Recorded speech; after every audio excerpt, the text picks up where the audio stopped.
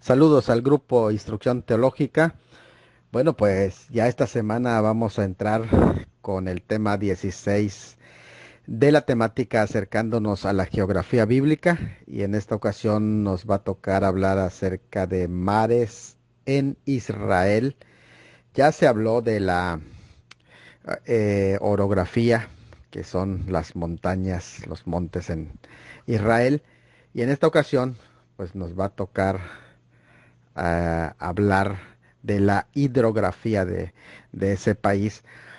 Más que nada, lo que hacemos es centrarnos en las localidades que giran alrededor de ello. Claro que vamos a estar hablando de los tres principales mares. Creo que nuestro exponente, que es Géser Zúñiga, y por cierto, usted le escuchan así un poquito hermosa su voz porque es locutor y bueno, pues es una voz agradable. Entonces vamos a tener la exposición de esta temática. Para mí es muy especial el tema porque pues vamos a conocer las ciudades que están en tres de los principales mares. Primero el mar Mediterráneo, que son ciudades costeras, pero de la parte de la tierra de Israel. También recuerden que paralelo a ello hay una hidrografía muy interesante, comenzando con el mar Muerto, mar Salado, que está hacia el sur, enfrente del Negev.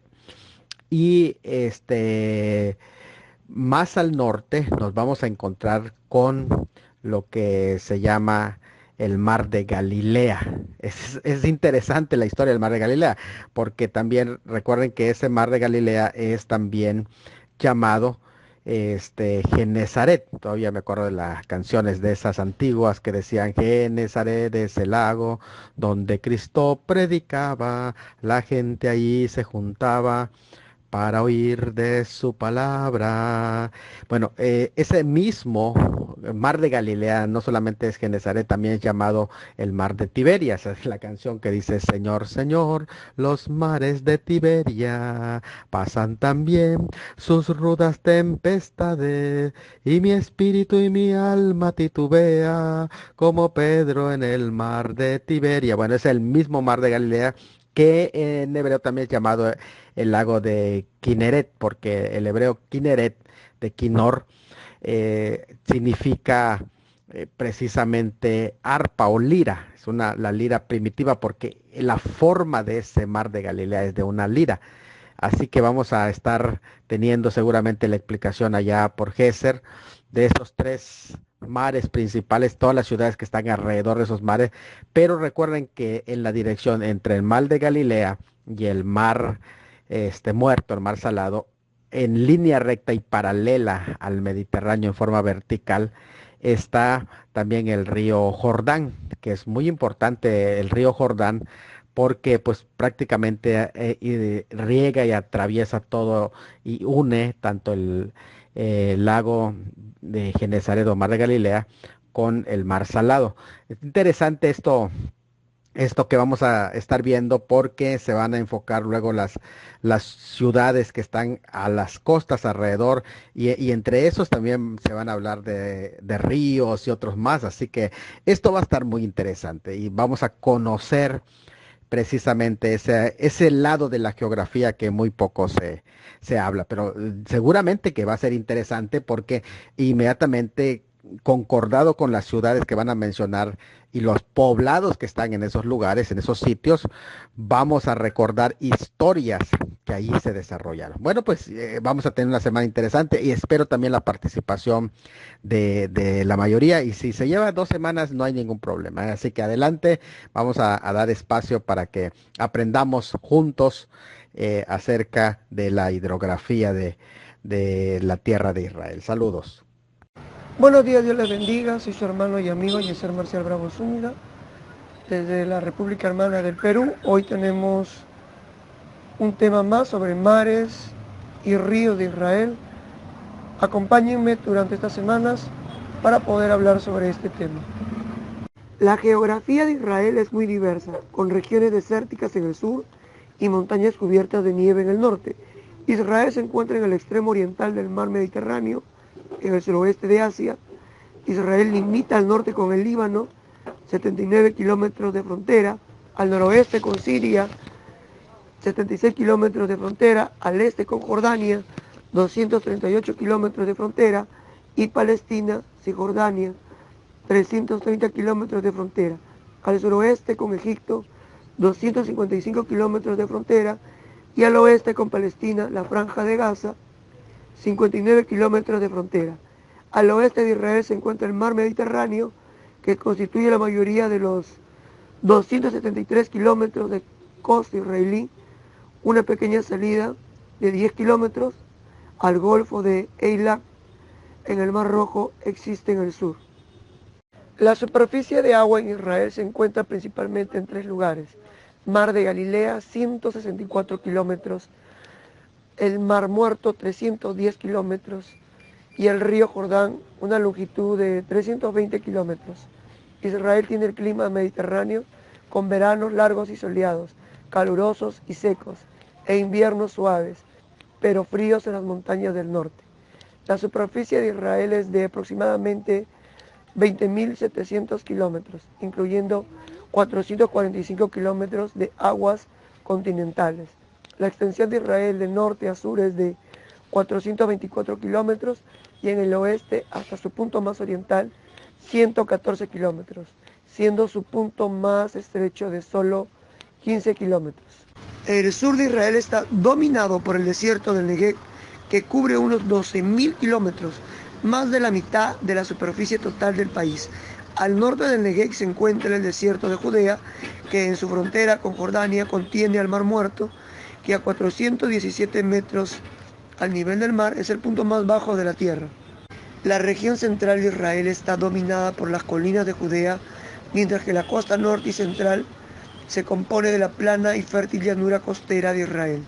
Al norte de esta región se encuentran las serranías del Monte Carmelo, que es continuada por el fértil valle de Jezreel, y las colinas de la región de la Galilea. Esta está bordeada por los altos del Golán, que contiene el punto más alto de Israel, el pico del Monte Hermón, a 2.224 metros al nivel del mar. Esta es una pequeña introducción a la pequeña geografía bíblica de Israel. Que tengan una excelente mañana y en la noche continuamos con la ponencia del día de hoy. Con 2.5 millones de kilómetros cuadrados, el mar Mediterráneo cuenta con una superficie menor a la de Kazajistán. Y aunque su extensión no sea desorbitante, es un hecho de que es uno de los mares más importantes de la historia, pues conecta 3 mundos diversos entre sí desde tiempos inmemorables. De hecho, se podría decir que la lucha por el control de este espacio geográfico definió la historia universal. Por definición, el Mediterráneo forma parte del Océano Atlántico y se conecta a él mediante el Estrecho de Gibraltar. Por extensión, es el segundo mar interior más extenso solo por detrás del Caribe. Sus aguas bañan las 3 grandes penínsulas de Europa, Ibérica, Itálica y Balcánica, así como el norte de África y la península de Anatolia en Asia. Desde esta última se conecta con el Mar Negro por los estrechos del Bósforo y Dardanelos, así como el Mar Rojo por medio del Canal de Suez. 23 países soberanos tienen costas en este mar, cuyo nombre proviene del latín Mar Mediterraneum, cuyo significado es mar en medio de las tierras, razón por la que la palabra se usa hoy en día para los países que no tienen salida al mar. Aunque otras culturas como los egipcios o turcos tenían sus propias denominaciones. Y ya que hablamos de culturas, resulta que el Mediterráneo ha sido el lugar de nacimiento de una gran diversidad de pueblos en 3 continentes. Los antiguos egipcios fueron de los primeros en navegar por sus aguas, seguidos por pueblos que prevalecieron desde la creciente fértil y se establecieron en las costas orientales, tales como los fenicios, quienes se movilizaron al punto de fundar colonias en el norte de África y sur de Europa, y cuyo legado para la humanidad se plasma en su alfabeto. En el viejo continente, los griegos dan nacimiento a la civilización occidental luego de la fundación de una serie de ciudades-estado que tantos aportes le han dado a la humanidad. Como sabrás, los sucesores culturales de los griegos son los romanos, quienes para el siglo III a.C. se disputaban el estatus de potencia del Mediterráneo con Cartago, una civilización descendiente de los fenicios que asentó su centro de poder en el actual Túnez. Y es aquí cuando el Mediterráneo se convierte en un espacio geográfico que definiría la historia universal, pues en un afán del control sobre este mar por el que tanto comercio fluía, deviene en las conocidas guerras púnicas y tras la que los cartagineses son derrotados decisivamente. Los romanos llaman entonces al Mediterráneo como Mare Nostrum, haciendo referencia a que se convirtieron en la potencia hegemónica de la región por 5 siglos. Roma, desde ese entonces, ha dejado un legado cultural, político, lingüístico, arquitectónico, jurídico y filosófico que continúa hasta nuestros días. La irrupción que representó el cambio cultural entre las costas europeas y las asiáticas y africanas en el Mediterráneo fue la aparición del Islam hacia el siglo VII.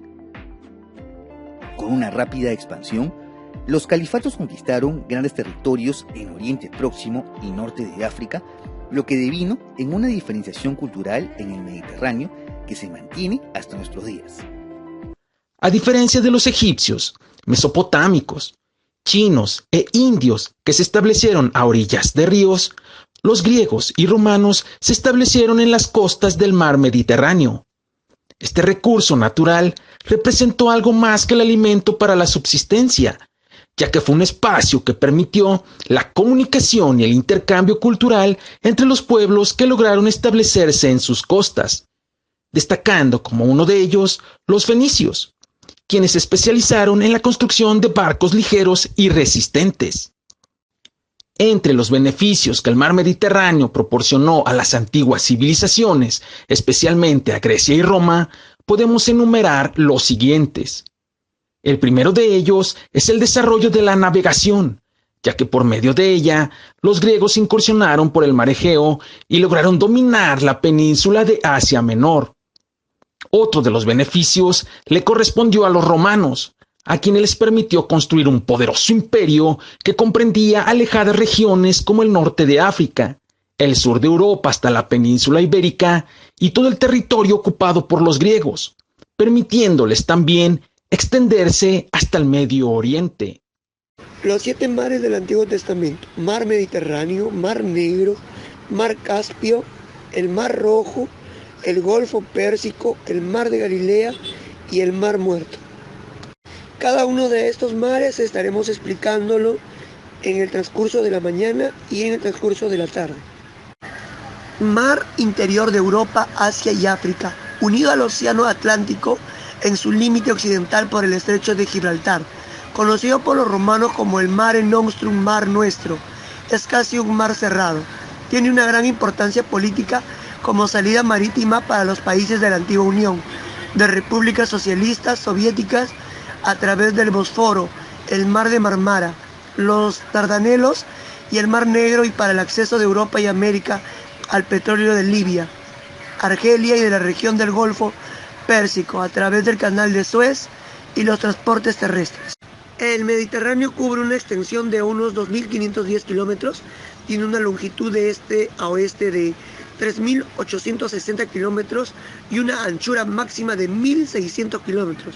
En general, poco profundo de 1.370 metros de media. El Mediterráneo alcanza una profundidad máxima de 5.121 metros frente a la costa sur de Grecia. Vamos a hablar un poco de la historia del mar Mediterráneo. Ha sido un mar clave para la historia. Fenicios y romanos han navegado por él junto a los griegos, quienes superaron los límites del mismo a través del estrecho de Gibraltar hace unos 3.000 años aproximadamente. Estos navegantes solo conocían las corrientes de los ríos y pensaron que la extensión de agua al otro lado de Gibraltar era un enorme río. Por ello, la palabra que significa río en el griego clásico era okeano, y de allí proviene la palabra océano. En la antigua Roma se llamó Mare Nostrum, nuestro mar, debido a que todas sus orillas fueron ocupadas por ella. Y en el siglo XX, Mussolini, queriendo recrear el Imperio Romano, lo llamó Mare Nostrum italiano durante la Segunda Guerra Mundial. El mar originó una serie de leyendas y mitos en torno a él, como la de Jasón y los argonautas. En la profecía de Ezequiel se dice que en el mar grande hay muchos peces, Ezequiel 47, versículo 10. Y en efecto en estas aguas se hallan un coral excelente, abundancia de esponjas y más de 400 variedades de peces. Los escritores de la Biblia no solo usaron el nombre mar grande, Josué 1:4, Josué 9, versículo del 1 al 2, Josué 15, versículo del 12 al 47, Josué capítulo 23, versículo 4, Ezequiel capítulo 47, versículo 15 y de 19 al 20 y Ezequiel 48, versículo 28, sino que también se refirieron a él con otros términos muy amplios. Para ellos esta masa de agua era el mar occidental, debido a que formaba el límite occidental de la tierra que Dios les había dado.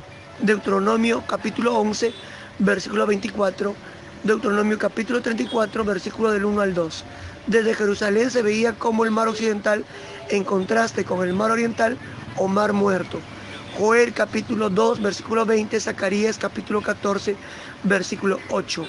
Otras veces se le llamaba el mar de los filisteos, Éxodo capítulo 23, versículo 31, o simplemente el mar. Números capítulo 34, versículo 5. Mar Negro, mapa y ubicación geográfica. Es un mar interior ubicado entre Europa y Asia. Interior puesto que se encuentra tierra adentro. Sirve como separación del oriente de Europa y del occidente de Asia. A través de diversos canales y mares, el Mar Negro logra tener enlace con el Océano Atlántico. Estos canales son el estrecho del Bósforo y el estrecho de Dardanelos, mientras que los mares son el mar de Marmara, el mar Egeo y el mar Mediterráneo. También está conectado al mar de Azov, gracias al estrecho de Kerch. Al pasar del tiempo, el Mar Negro ha recibido distintos nombres. Los grecos romanos siempre lo conocieron bajo el nombre del Mar Hospitalario. Según Estrabón, su nombre era el Mar Inhóspito, debido a la difícil navegación de sus aguas y las tribus salvajes de las orillas.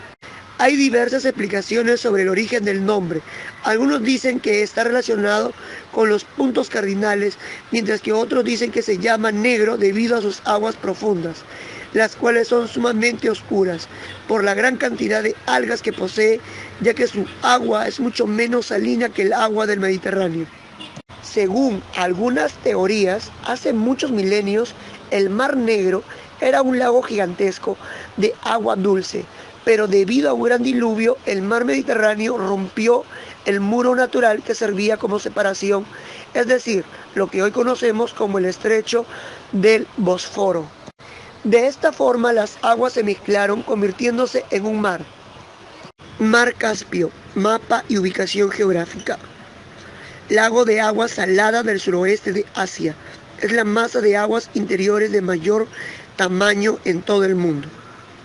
Está rodeado al oeste por Azerbaiyán y Rusia, al noroeste, y al este por Kazajstán, al este por Turkmenistán y al sur por Irán. Se extiende a unos 1.210 kilómetros en dirección norte y sur, entre unos 210 y 436 kilómetros en dirección este-oeste. La superficie aproximada es de 371 kilómetros. La costa del Caspio es irregular, con grandes golfos al este, entre los que se encuentra el de Krasnovodsk y el Kara-Bogaz-Gol, Garabos-Gol y Ailag, de escasa profundidad, que sirve de cuenca de evaporación y es el lugar en que se encuentra una importante planta química que extrae sales. Este mar tiene una profundidad media de unos 170 metros y es más profundo en su zona sur, alcanzando una profundidad máxima de 995 metros. Su nivel varía de un año a otro, pero tiene una media de 28 metros por debajo del nivel del mar. Las costas sur y suroeste del Caspio están rodeadas por las cadenas montañosas de Elburz y del Cáucaso Mayor. El mar tiene numerosos dependientes, en particular el Volga, que forma un amplio delta, y los ríos Ural y Emba, que llegan hasta el norte. Otros como el Gorgan y el Atrek fluyen desde el este y el Kura desde el oeste. El mar no tiene salida. El Caspio está unido a los mares Báltico, Blanco y Negro por una amplia red de canales interiores, el principal de los cuales es el río Volga. Estas vías fluviales proporcionan una salida hacia la Europa del Norte, pero los campos petrolíferos de Bakú, en la península de Asperón, el mar Caspio, también contiene pesquerías muy productivas. Se capturan grandes cantidades de esturión, del que se extrae el caviar, salmón, perca, arenque y carpa, aunque estas capturas se han visto afectadas por la bajada del nivel de las aguas. Además, en el Caspio viven otros animales como tortugas y focas. La navegación suele ser complicada debido a las peligrosas tormentas del suroeste y durante los meses de invierno. Las zonas del norte del Caspio están cerradas por el hielo. Los principales puertos son Krasnovodsk en Turkmenistán, en Bakú, en Azerbaiyán y Makhachkala en Rusia. Mar Rojo, mapa y ubicación geográfica. Mar angosto que separa la península arábiga del África y que se divide en el norte en dos golfos separados por la península de Sinaí. Éxodo capítulo 15, versículo 4 al 22. El Mar Rojo, desde Suez hasta el estrecho de Bab el-Mandeb, tiene unos 2.100 kilómetros de largo y unos 240 kilómetros de ancho, pero solo sus dos golfos del norte desempeñan un papel en la historia bíblica. El brazo occidental, también conocido con el nombre de Golfo de Heliópolis y ahora llamado Golfo de Suez, tiene unos 290 kilómetros de largo y un ancho promedio de 32 kilómetros. El brazo oriental, conocido como el Golfo de Acaba, tiene unos 175 kilómetros de largo y un ancho promedio de 24 kilómetros. La navegación por el Mar Rojo fue peligrosa en la antigüedad por causa de tormentas repentinas que se levantan allí y por muchos bancos de corales ocultos que hay en él. En Isaías capítulo 11 versículo 15 se le llama Mar de Egipto. El Mar Rojo es muy conocido por su relación con la historia del Éxodo, el cual los israelitas cruzaron a pie en seco después que las aguas se dividieron. Eso registra Éxodo capítulo 13, versículo 18. Éxodo capítulo 14, versículo 21 al 31. Éxodo capítulo 15, versículo 4. Al parecer este cruce se efectuó cerca del extremo norte del Golfo de Suez, aunque es difícil ubicar el lugar exacto. Por otra parte, el Golfo de Acaba es obviamente el otro brazo del Mar Rojo, que se relaciona con el relato del recorrido por el desierto, después que dejaron el monte Sinaí. Se registra en Números capítulo 21, versículo 4, Deuteronomio capítulo 1, versículo 40. Los israelitas estuvieron en Esión Geber y Elac, dos lugares en el extremo norte de este golfo, en su camino a la Transjordania. Deuteronomio capítulo 2, versículo 8 lo registra. Golfo Pérsico, mapa y ubicación geográfica. Es uno de los rincones del mundo más conocidos por los recursos que posee y también por haber sido escenario de algunos encuentros trascendentales para la historia mundial. Los países conformantes por sí solos tratan de desarrollarse de la forma más eficaz para así contribuir que el Golfo Pérsico ya no sea más sinónimo de conflicto, sino como prueba de desarrollo de prosperidad. En esta zona cuentan con extensos arrecifes de ostras y corales y tiene una excelente vida marina. Sin embargo, sobre su flora y fauna han tenido ciertos problemas a causa de los derramamientos de petróleo, como también a las guerras relacionadas con la guerra del Golfo y la guerra Irán-Irak. Las especies se han visto muy afectadas, pero poco a poco han aumentado su cuidado y protección. El Golfo Pérsico era en la antigüedad una región muy grande, pero no siempre ha sido como se observa hoy en día. Además, está registrado por la historia, ya que ha estado involucrado con diferentes culturas como Sumer, Babilonia o Persia, y ahora tiene que ver directamente con la guerra del Golfo y la guerra de Irán-Irak, pues son los últimos enfrentamientos que se han producido en él. Hablemos un poco de la historia.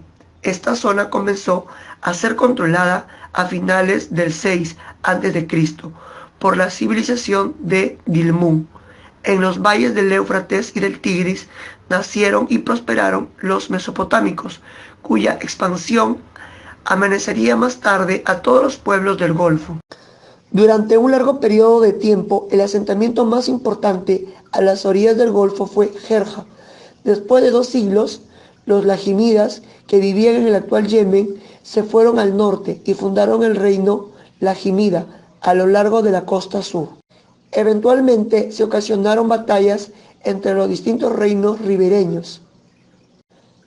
Durante el siglo VIII a.C., los sasánidas controlaban todo el Golfo Pérsico, incluyendo las costas del norte y del sur.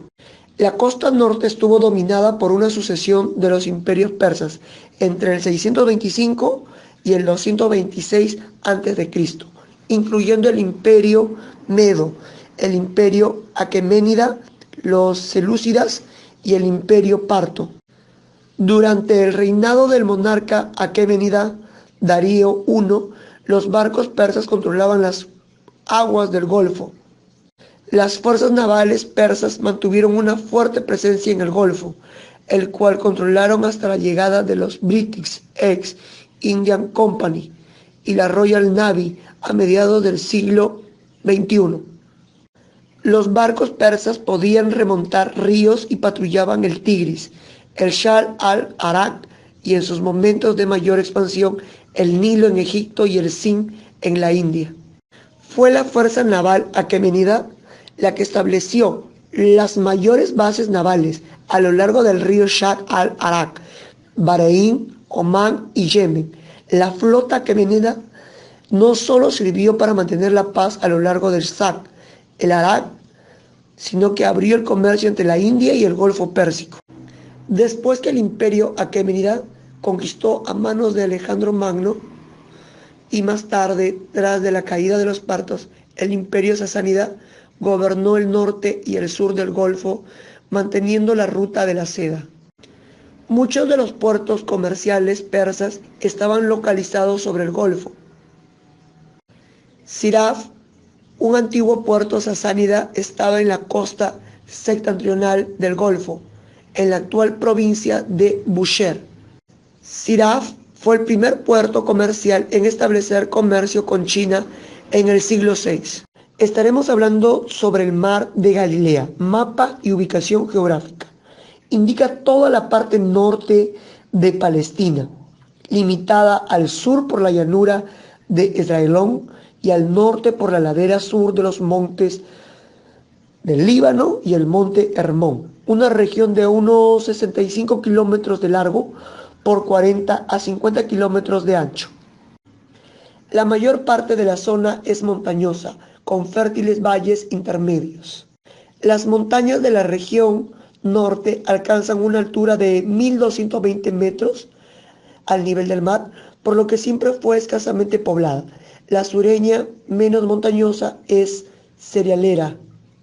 Lugar del ministerio de Cristo. No solo fue criado en Galilea, sino que la mayoría de los apóstoles procedía de allí. Las ciudades galileas mencionadas en el Nuevo Testamento son Capernaum, Naín, Corazín, Caná, Nazaret, Tiberias y Betsaida.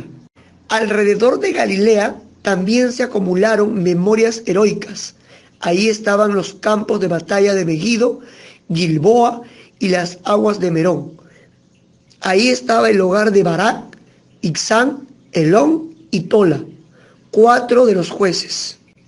De ahí salieron los profetas Jonás, Eliseo y posiblemente Oseas. 11 de los apóstoles eran galileos. Josué capítulo 20 versículo 7, Jueces capítulo 4 versículo 6 al 10 y Primera de Reyes capítulo 9 versículo 11, Segunda de Reyes capítulo 15 versículo 29. Sucesos en Galilea. Jesús entró a Galilea, Mateo capítulo 4 versículo 12, Marcos capítulo 1 versículo 14 al 15, el Evangelio según San Juan capítulo 4 versículo del 1 al 3 y el versículo 43. Primera gira de predicación por Galilea, el leproso fue sanado. Registra en el Evangelio según Mateo capítulo 4 versículo 23 al 25. Mateo capítulo 8, versículo 2 al 4, el Evangelio según San Marcos capítulo 1, versículo 35 al 45, el Evangelio según San Lucas capítulo 4, versículo 42 al 44, el Evangelio según San Lucas capítulo 5, versículo 12 al 16. Segunda gira por Galilea, compañeros de viaje, Evangelio según San Lucas capítulo 8, versículo 1 al 3, resucitó al hijo de la viuda de Naín, que está registrado en el Evangelio según San Lucas capítulo 7, versículo 11 al 17, recibió un último mensaje de Juan el Bautista. Eso está registrado en el Evangelio según Mateo, capítulo 11, versículo 2 al 30. En el Evangelio según San Lucas, capítulo 7, versículo 18 al 35. Tercera gira por Galilea. Los 12 enviados, según registrado en Mateo capítulo 9, versículo 11. El Evangelio según San Marcos, capítulo 6, versículos 6 al 13, el Evangelio según San Lucas, capítulo 9, versículo 1 al 6, Cristo predice su muerte mientras que está allí, Evangelio según Mateo, capítulo 17, versículo 22 al 23, Evangelio según San Marcos, capítulo 9, versículo 30 al 32, el Evangelio según San Lucas, capítulo 9, versículo 43 al 45, la última salida de allí, Evangelio según Mateo, capítulo 19, versículo 1, el Evangelio según San Marcos, capítulo 10, versículo 1, el Evangelio según San Lucas, capítulo 9, versículo 51. Él apareció después de su resurrección en el Evangelio según Mateo, capítulo 28, versículo 16 al versículo 18, el Evangelio según San Marcos, capítulo 16, del versículo 15 al versículo 18. Los galileos eran menospreciados por los de Judea, Evangelio según San Juan, capítulo 1, versículo 46, y el Evangelio según San Juan, capítulo 7, versículo 52. El mar Araba o el mar muerto es la parte de la extraordinaria fosa o gran hendidura que se extiende hacia la ladera meridional del monte Hermón, albergando el mar de Galilea y el río Jordán. Luego desciende de forma muy notable por debajo del nivel del mar para formar la cuenca del Mar Muerto. El Jordán serpentea a través de la parte septentrional del valle rectilíneo y su flujo constante riega la franja verde que bordea el río. Al sur del Mar Muerto, sin embargo, riegan el Araba, torrentes de temporada que son insuficientes para dar vida al suelo seco. En la actualidad, a la zona que está al norte del Mar Muerto se le da el nombre de El Gor, que significa depresión, mientras que el nombre Araba se reserva a la zona mucho más árida que se halla al sur del mismo mar. Al Mar Muerto también se le conoce como el Mar del Araba. Deuteronomio capítulo 3, versículo 17, Deuteronomio capítulo 4, versículo 49, segundo libro de Reyes, capítulo 14, versículo 25. Los ríos de Israel, todos los cursos de agua de la región, con excepción del Jordán, son de poca expresión. Estaremos diciendo los nombres para que usted pueda aprender un poco más sobre los mares y ríos de Israel. Kerit, arroyo en el valle del Jordán, donde se escondió Elías del rey Acab. ¿Se acuerdan de esa historia? Está basada en Primera de Reyes, capítulo 17, versículo 3 al 5, probablemente al este del Jordán. Es una desembocadura del Jordán, margen oriental de frente a Samaria, torrente de aguas, ¿no?, de las lluvias, un río temporal, ¿no?, llamado Kerit. Hasta aquí tienen muchos audios para escuchar, para aprender sobre los ríos, sobre los mares. Espero sus preguntas, sus inquietudes en el transcurso de la mañana. Y el día de mañana estaremos terminando pues la clase sobre mares y ríos de Israel. Que tengan una linda noche y que Dios me los bendiga. Valle de Cedrón, posiblemente provenga de una raíz que significa ser oscuro. Valle profundo que se abre paso entre Jerusalén y el Monte de los Olivos. Comienza al norte, a poca distancia de los muros de Jerusalén, y se extiende primero hacia el suroeste y después hacia el sur, bordeando la ciudad. Por lo general es árido, incluso en invierno, excepto cuando abundan las lluvias, aunque el principio es ancho y de poca profundidad. Se va estrechando poco a poco y haciéndose más profundo. A la altura del antiguo emplazamiento del templo alcanza unos 30 metros de profundidad y 120 metros de anchura. El valle de Cedrón, Nahal y Drón se junta al sur con el valle de Tiripeón y seguidamente con el valle de Hinón, para de allí seguir en dirección al suroeste, a través del árido desierto de Judá hacia el Mar Muerto. El nombre moderno por el que se conoce la parte inferior del valle es Wadi Egnar, que significa Wadi de fuego, un nombre que alude a que el tiempo es predominantemente cálido y seco. La escarpada y rocosa ladera oriental del valle, frente a Jerusalén, está ocupada por tumbas labradas en la piedra. En la ladera occidental, a medio camino entre lo que era el recinto del templo y la confluencia de los valles de Tripeón y Cedrón, se encuentra el manantial de Guión. El libro de Números, capítulo 2, registra sobre el manantial de Guión. No lejos de ese manantial, el valle de Cedrón se ensancha y forma un espacio abierto, que según algunos eruditos puede corresponder con el antiguo jardín del rey. Segundo libro de Reyes, capítulo 25, versículo 4.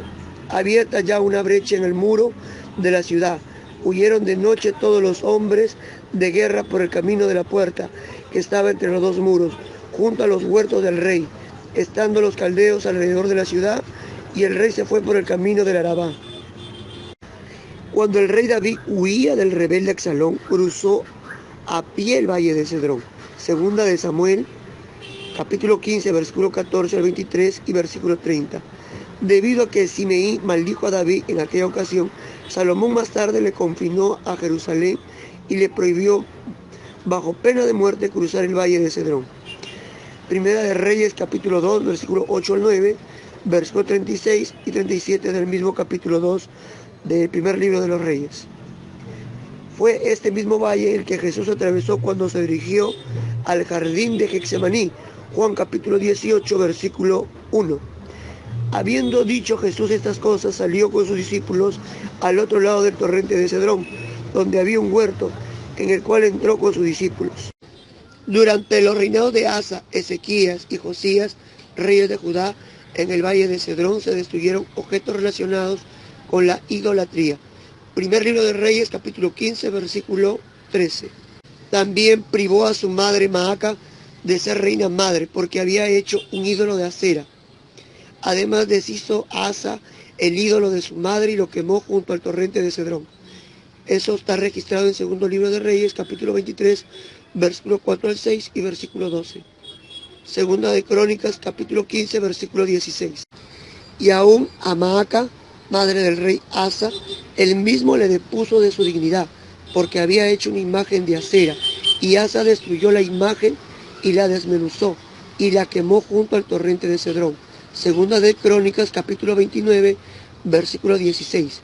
Y entrando los sacerdotes dentro de la casa de Jehová para limpiarla, sacaron toda la inmundicia que hallaron en el templo de Jehová, al atrio de la casa de Jehová, y de allí los levitas le llevaron fuera al torrente de Cedrón. Segunda de Crónicas, capítulo 30, versículo 14.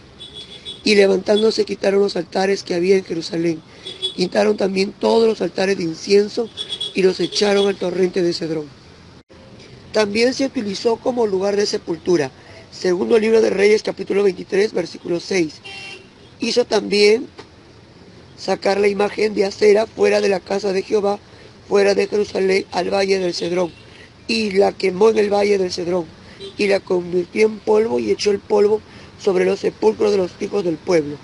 Esto convirtió al valle de Cedrón en una zona inmunda, y por lo tanto es significativo que la profecía de Jeremías hablase de un tiempo en el que, por el contrario, todos los terraplenes hasta el valle torrencial de Cedrón sería una cosa santa a Jehová.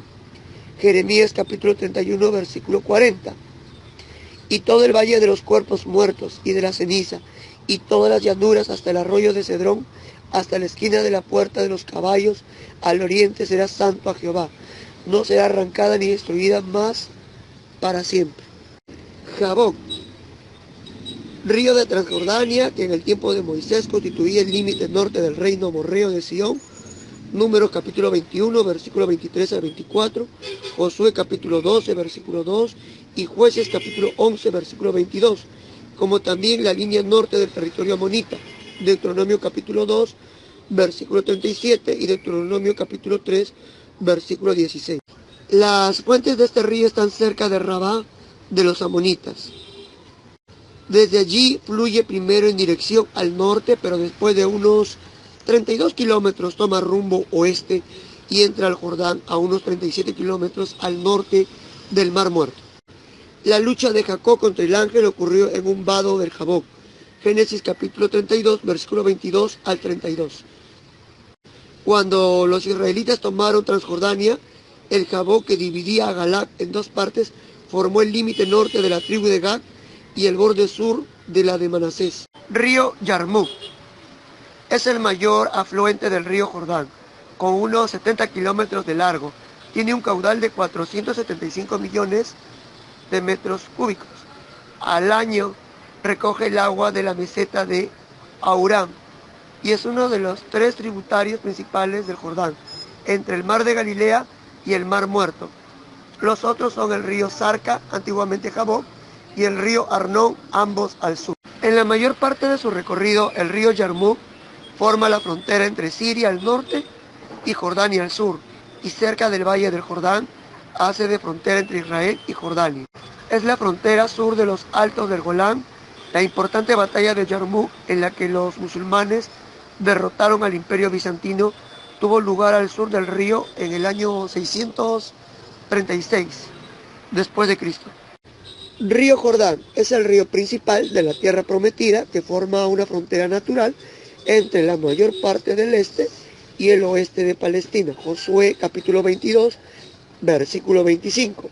El curso del Jordán en la antigüedad comenzaba en la cuenca del Julec, una zona pantanosa y lago hoy día desecados. El norte de la cuenca del Julec se caracteriza por sus numerosos arroyos que dan origen al río. Entre ellos destacan de este a oeste el Nar Banyas, Nahal Hermón, el Nar El Lerán, Nahal Dan, y el Nar Hasbani, Nahal Senir. El Yarmuk y el Jaboc son los principales afluentes del Jordán por el este,